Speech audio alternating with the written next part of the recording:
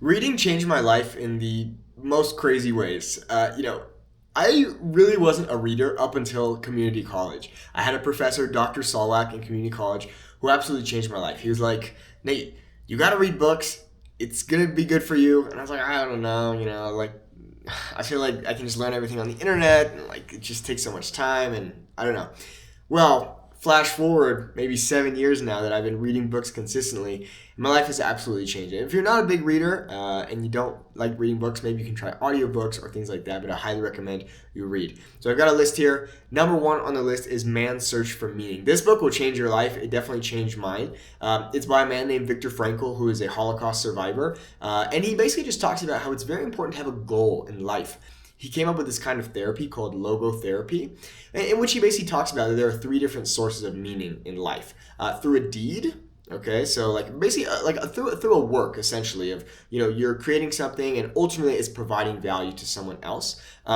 Through a relationship or through people, so this could be like a romantic thing or whatever. And then maybe I'm mixing them up here, but I believe so. It's work, relationship, and then possibly a deed or no. It's suffering. That's what it is. It's finding meaning in suffering. I love these videos because they're just super raw and unedited. I love it. Anyways, so through a deed or work, through another person or relationship, and then through suffering itself, finding meaning in suffering. I absolutely love the book, and ultimately what he talks about is that the only way a man can self-actualize himself is by forgetting himself and dedicating himself to someone else. And that is really, really important to remember. I feel like the times when I suffer most in my life are when I'm so focused on myself. However, when I take myself out of that mindset and try to help other people and think about other people, then I feel better and I feel more excited and fired up about life. Next is Influence by Robert Cialdini. It's a sales marketing book about persuasion, but it is really interesting to think about all the different ways that people persuade us to do certain things, whether you realize it or not. Now, of course, you don't want to have malicious intent when it comes to persuading someone, but a really interesting one and something that my dad used to actually teach me about was this idea of reciprocity, of the idea that I give you something and you kind of feel inclined to give me something back. It's a very common technique that businesses use. So they say, oh, we'll give you something for free, and in return, you give us X, Y, Z. Anyways, it's a really good book if you are interested in sales and marketing and business and persuasion. Next is Deep Work by Cal Newport. Deep Work, I think, is a really important book in the modern age because we're so distracted. We're so distracted by the phones and by people and just everything. I feel like we can't focus nowadays. So Deep Work is a really powerful book, and it's a good reminder that you're going to get the best work done when you just lock in, when you don't let anyone distract you, you don't let the phone or anything distract you. There's certain softwares that I use to kind of help prevent me from getting distracted. One is I use a browser extension called Limit, which basically doesn't allow me to open things like YouTube or Instagram. And I also use this really nifty device called Brick. I recently invested in this and it is so worth it. Essentially what this does is it stops me from being able to use certain iPhone apps. So I basically choose what I want to use. It is the perfect balance between a dumb phone and a smartphone because you can still do things like take photos or look at your Google Maps or whatever you want to be able to do without having the distraction. I'm not sponsored or anything by them, but I really, really love their product and I highly recommend it if you struggle with having focused, deep work. Next is the Millionaire Fast Lane. I talked about this in a previous video about how to become wealthy. And this book absolutely changed my life because it made me go from the mindset of working a regular job and saving and investing as much money as possible and then becoming rich when I'm 65 to starting a business and trading value for money instead of time for money, because ultimately when you do that, you can scale your income way more, which is why the wealthiest people in the world are all business owners. Then you take all that money that you've earned and instead of spending it all, you invest it into more assets that make you more money. And then ultimately your wealth snowball just gets bigger and bigger and bigger. Next is a book, Do the Work, and I absolutely love it because essentially the entire book is just do the work. It's very easy for us to get distracted or procrastinate, but just do the work. Just show up and do the thing you're trying to do. I love that. It's kind of like the idea of the Nike's idea of just do it. I love it. So simple, but really, really powerful. Next is Atomic Habits. It's so true. I love what James Clear says, your life is made up of these tiny little actions. So if you're trying to, get more fit or, become wealthier or whatever, it just starts with these tiny daily actions. And as a Spanish teacher, I always tell my students, hey, just do 5 minutes a day. Just the most important thing is to be consistent. I forget where I saw this quote or this idea, but it was, consistency, not intensity, creates your success. Consistency, not intensity, creates your success. And I love that idea because this idea that you can go to the gym, work out super hard for 2 weeks every single day for 3 hours. But you're going to see way more gains if you were to work out, 1 hour or 20 minutes a day, for example, for the rest of your life, than if you just do that for 2 weeks and then burn out. So your habits are everything. I absolutely love that book. Next is The Subtle Art of Not Giving a Fuck. I love this book, and a really important lesson that I took from this book was that you're always going to have problems. I think it's very common for us to think, oh, well, once I get this, then I'll be happy. Once I get this, then I won't have any more problems. But the reality is, you are always going to have problems. And he says something in the book along the lines of Warren Buffett still has money problems, which I absolutely love that. And he kind of talks about this staircase, where it's like you kind of just upgrade your problems. So you'll always have problems, but you can just upgrade them, with, having better health or more money or whatever. Next book is 5 Regrets of the Dying, which was a pretty good read. Ultimately, the lesson I took from that one was try not to work too much. So, I like to work and I like to try and create things and focus on business and all that.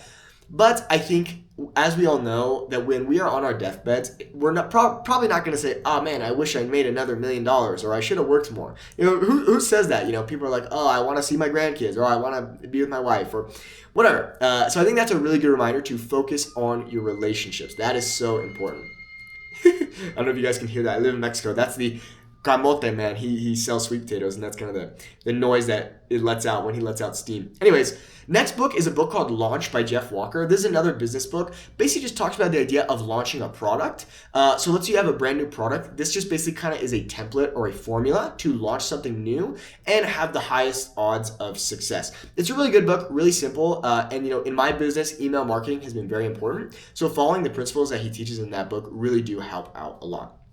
Next is a book called How I Built This with Guy Raz. If you didn't know, Guy Raz is the host of a podcast called How I Built This, in which he talks with some of the most successful founders in the world, people like the founders of Shopify, JetBlue, and so on. It's a wonderful podcast, and I started listening to that in community college.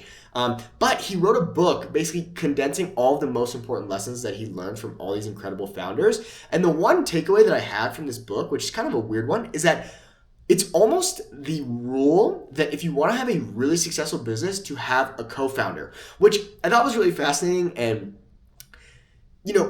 as a guy who's in business just by himself, I thought that's so fascinating. But now I'm working on a new business and I've really tried to take this and think about it because it's true. When you are just it's very easy to just kind of get this tunnel vision and you kind of sometimes forget the bigger picture. So I think having a co-founder who can complement your weaknesses is really, really important. Really good book. Next book is Shoe Dog by Phil Knight, the founder of Nike. Wow, what a book. It just talks about his life, his experience building Nike, arguably the most successful fitness brand in the world. Everyone knows Nike. But wow, his story is fascinating. He's a very interesting and fun guy. I highly recommend you read that book.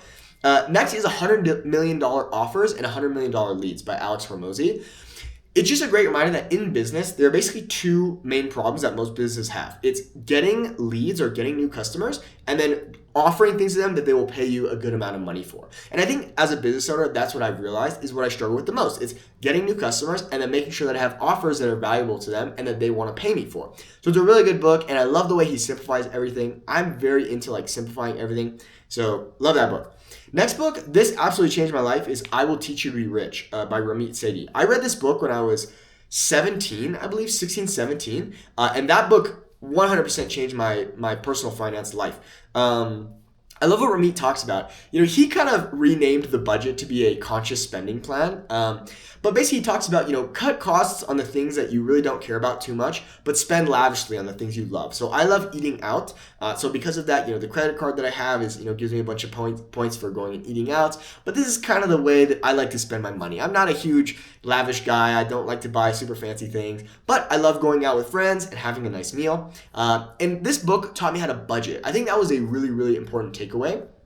And it also simplified my finances. It was basically, okay, money comes in, you track it. That way, you're ultimately able to save and invest more, which now, for the past 7 years of doing this, basically since I was 18, I've been able to reap those benefits.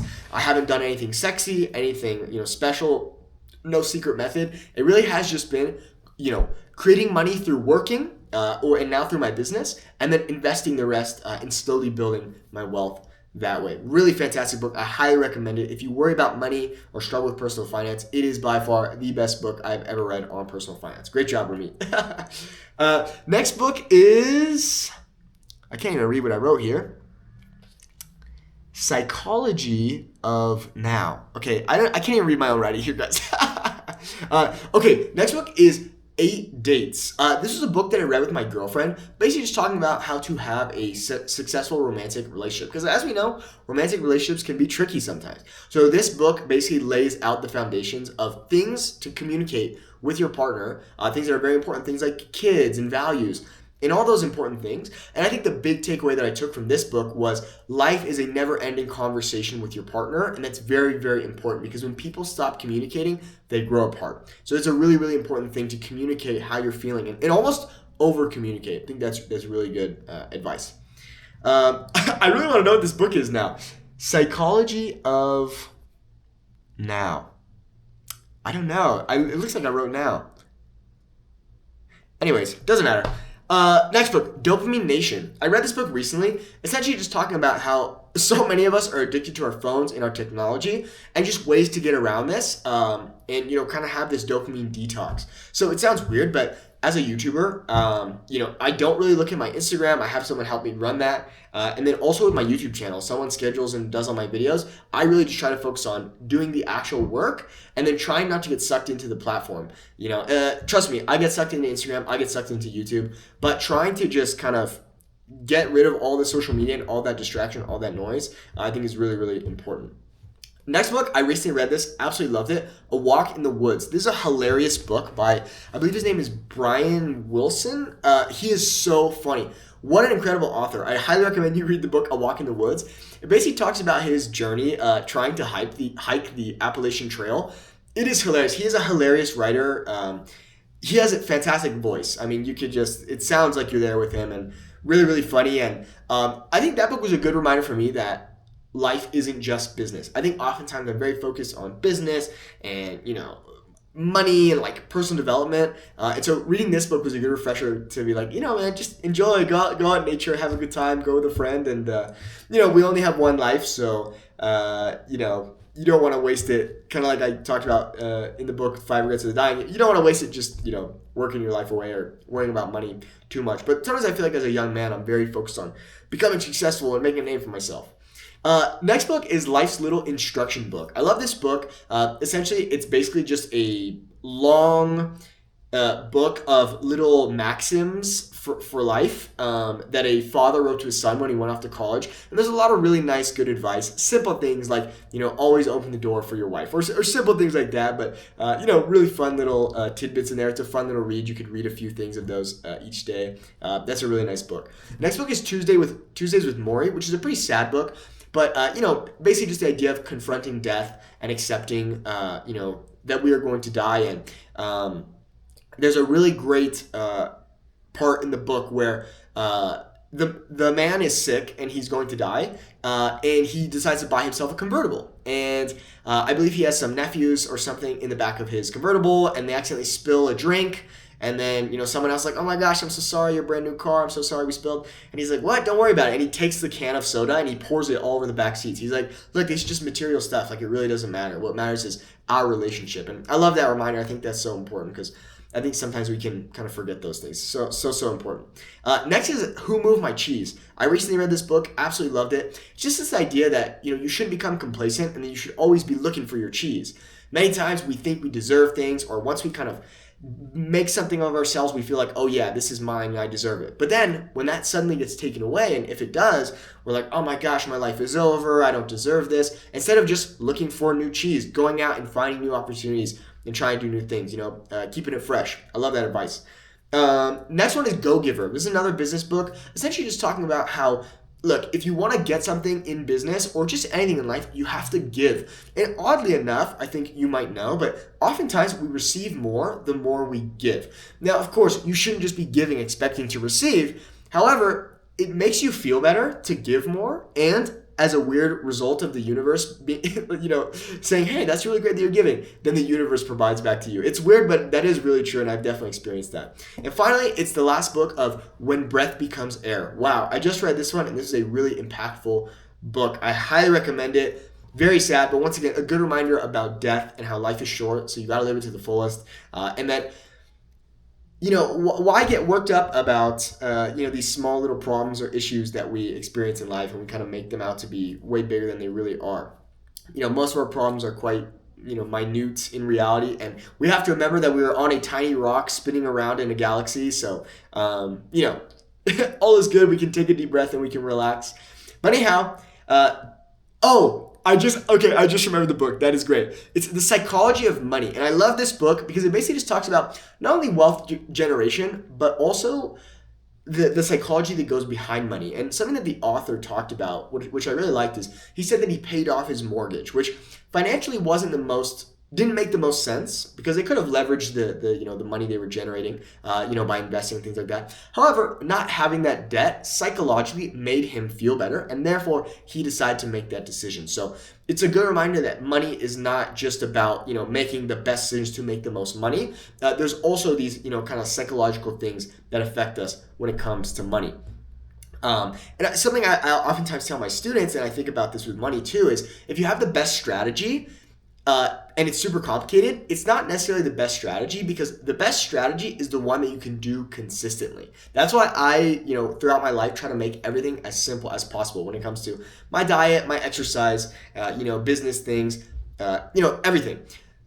So, I just want to say I was never a big reader. I really wasn't. It was not until after community college that I started reading books, and that changed my life. If I got anything out of going to university, it was that I started to read books because of my professor, Dr. Solak. I highly recommend you start reading books. One of the best investments I think I ever made was getting a Kindle. I was actually gifted a Kindle for Christmas, we'll say maybe 3-4 years ago, and wow, that changed my life. I promise you, get yourself a Kindle, you can highlight things, and then you can go into your Amazon account super easily and review all your book notes. I do it once a month at the end of each month. Whatever I'm struggling with at the end of the month, or I feel like I've kind of been struggling with when it comes to business life or personal life, I take a look at those book notes and I try to reflect on them and then put them into action. Anyways, I know it's been a long video. Thank you so much for watching. Hope you got some value from it. Take care.